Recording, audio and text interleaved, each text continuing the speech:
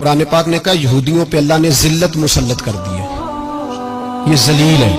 ان کا کوئی دیش نہیں، یہ جہاں انہوں نے قبضہ کیا ہوا نا فلسطین میں، یہ قبضے کی جگہ ہے، اور ایک مٹھی بھر ملک ہے، شاید 60-70 لاکھ آبادی ہو اسرائیل کی، اگر امریکہ اس کی مدد نہ کرے تو اسرائیل قائم نہیں رہ سکتا، اور اس کے گرد 12-14 اسلامی ملک ہیں، بیت المقدس مسجد اقصی معمولی جگہ نہیں، حضور نے فرمایا 3 سفر کرو تو سمجھنا ہم عبادت کر رہے ہیں، کون کون سے؟ فرمایا اگر بیت اللہ جاؤ تو عبادت سمجھ کے جانا، مسجد نبوی کی طرف جاؤ تو عبادت ہے، اور مسجد اقصی کی طرف جاؤ تو یہ بھی عبادت ہے، اور فرمایا مسجد اقصی میں جس نے ایک نماز پڑھی اسے 25,000 نمازوں کا ثواب ملے گا۔ یہ وہ مسجد ہے جس کے ساتھ معراج شریف جڑا ہوا ہے۔ قرآن پاک نے کہا کہ اس مسجد میں سبحان اللہ اسریٰ بعبدہ لیلا من المسجد الحرام الی المسجد الاقصی، مسلمانوں قرآن کہتا ہے کہ تمہارے معراج کی شان رسول پاک کی مسجد اقصی سے جڑی ہے، جس محبوب کو رب معراج کرائے تو مسجد اقصی میں لا کے کرائے، وہ جگہ معمولی جگہ ہے، وہ معمولی جگہ ہے مسجد اقصی،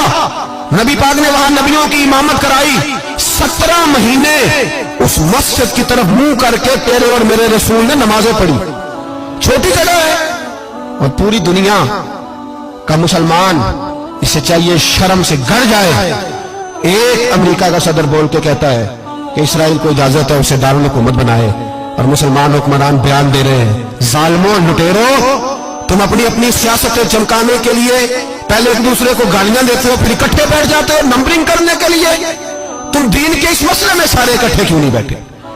سارے پاکستان کے سیاستدانوں کو، علماء اور مشائخ کو چاہیے تھا ایک پیٹ پہ اکٹھے ہوتے، اکٹھے بیٹھ کے ایک بیان ہی دے دیتے، ایک بات ہی کر دیتے۔ پھر میرا سلوٹ ہے ترکی کے صدر کو، پھر میرا سلوٹ ہے ترکی کے صدر کو۔ عجیب بات ہے نا کہ اس کے پاس ایٹمی طاقت آپ سے کمزور ہے، آپ کی تگڑی ہے، اس کے پاس جو فوجی طاقتیں ہیں وہ اپنی جگہ پر آپ کی فوجی طاقتوں کا لوہا مانتی ہے دنیا، لیکن پھر مجھے کہنے دو نا، میدان میں بندہ ایٹمی طاقت سے نہیں لڑتا، ایمان کی قوت سے لڑتا ہے، وہ بول اٹھا ہے نا، کیا کر لیا اس نے اپنی پارلیمنٹ سے خطاب کیا، اس نے بہت عرصہ پہلے کہا تھا مسجد اقصی میری خواب میں آئی تھی، اور رو کے کہتی تھی آئے مجھے کوئی صلاح الدین ایوبی کا ماننے والا، کوئی آئے مجھے بچائے، کہتے میری خواب میں آئی تھی اور روتی تھی، کہتی تھی کوئی آئے، اور ایک شاعر نے کہا ہے مسجد اقصی نبی پاک کو بھی بلاتی ہے، کہتی ہے ایک بار پھر طیبہ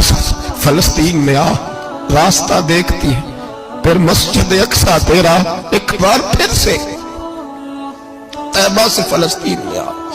راستہ دیکھتی ہے پھر مسجد اقصی تیرا۔ کوئی بولا ہی نہیں اتنا مقدس مقام، چھوٹے چھوٹے بیان، اور کہیں اکٹھے ہو جاؤ، پیش گوئی کر رہا ہوں بڑی جلدی اس امریکہ کو لوگ ٹوٹتا ہوا دیکھیں گے،